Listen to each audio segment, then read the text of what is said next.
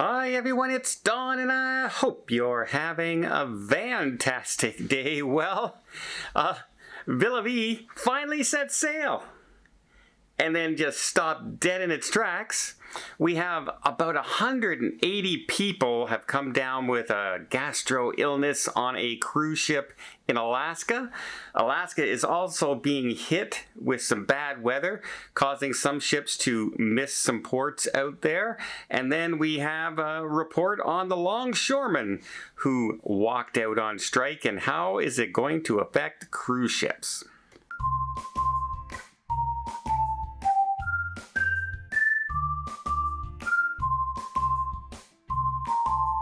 So first off, let's talk about Villa V. They finally told passengers, remember last report I did, they were telling passengers they're not going to pay for the hotel anymore and that they would have to look after their own expenses. Some people flew back home, but luckily now, and unfortunately for those people, they are able to get back on the ship. So they started boarding passengers and everything was set to set sail for September 30th, and they got on board and they were ecstatic. There were cheers in the port. People were crying. They were so excited to be finally, after 4 months, remember this was supposed to set sail May 30th and it's September 30th. And they're finally able to get on that ship and set sail, and they start pulling out of port, and the ship comes to a complete stop out after they leave Belfast, because apparently there's some more paperwork that needs to be signed before they're officially allowed to leave. Now luckily the passengers didn't have to come back to Belfast and get off the ship again. From the looks of it, it looks like they were able to stay on the ship and they're signing off the paperwork. I just looked right now, it is the 2nd when I'm checking this. In the afternoon where I am, it's about 3 o'clock in the afternoon here in Europe. So around their time, and I just checked, the ship still hasn't moved. And it is sailing speed of 1 kilometer an hour. So yeah, it's not going anywhere at this particular time. Hopefully they can get this signed off today and the ship can finally set sail.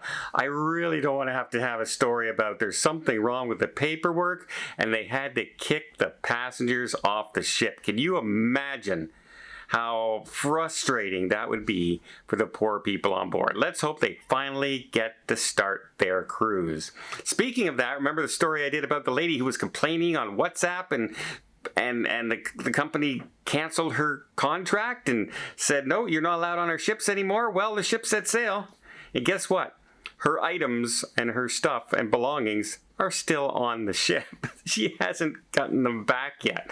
So yeah, that's an interesting story and side twist to all this as well. Let's talk about the seas, and has approximately 180 people on board has come down with a norovirus of some sorts. Over 170 some passengers and some crew members. Well, that's about 7.5% of the ship that has come down with this virus, and they've gone into effect and reported it to the CDC, and they have the new cleaning stringent rules going on, and it seems to be like it's the last sailing to Alaska of the season. What a way to end the season, the last ships of the season to Alaska, and you come down with a norovirus while you're on board. And to top it all off, they're having some bad weather out there.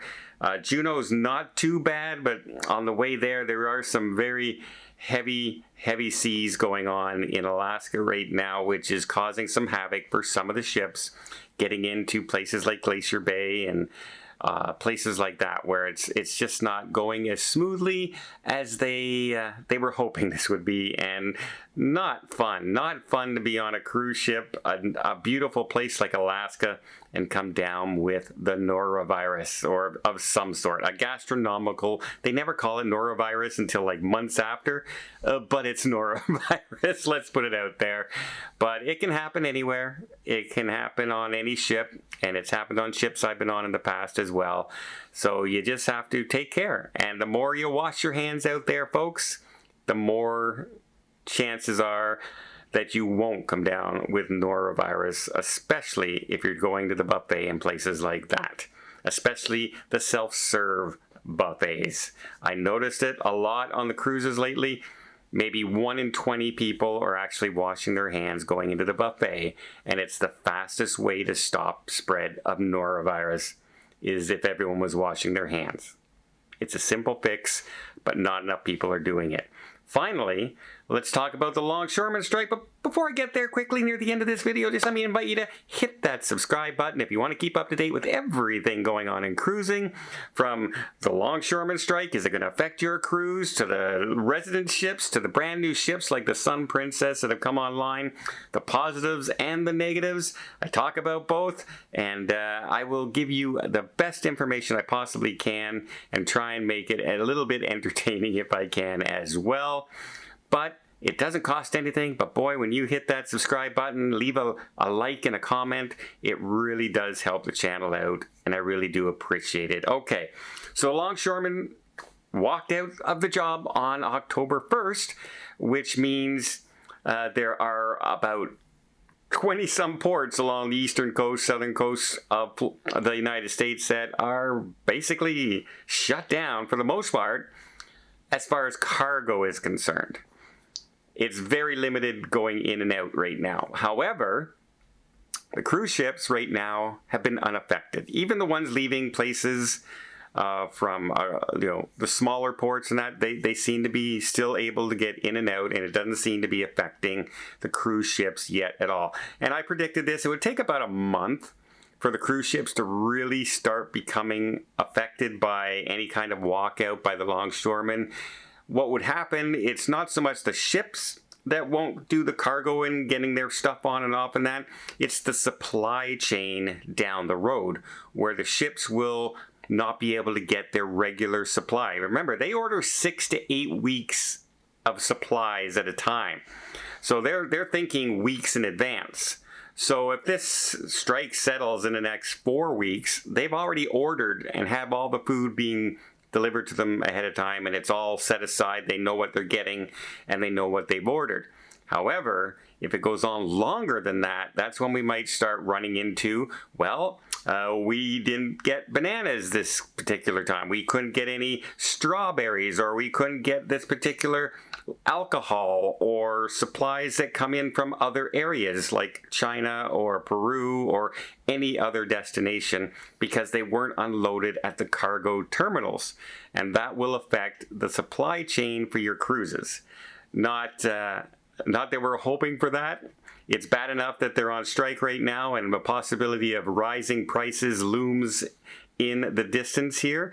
The longer the strike goes on, the smaller the supplies become, and the faster the prices rise. And guess what? Once they rise, they don't normally go back down even when the strike's over, right? Remember all the times they said, well, we only have a limited amount of this. That's why the price is so much.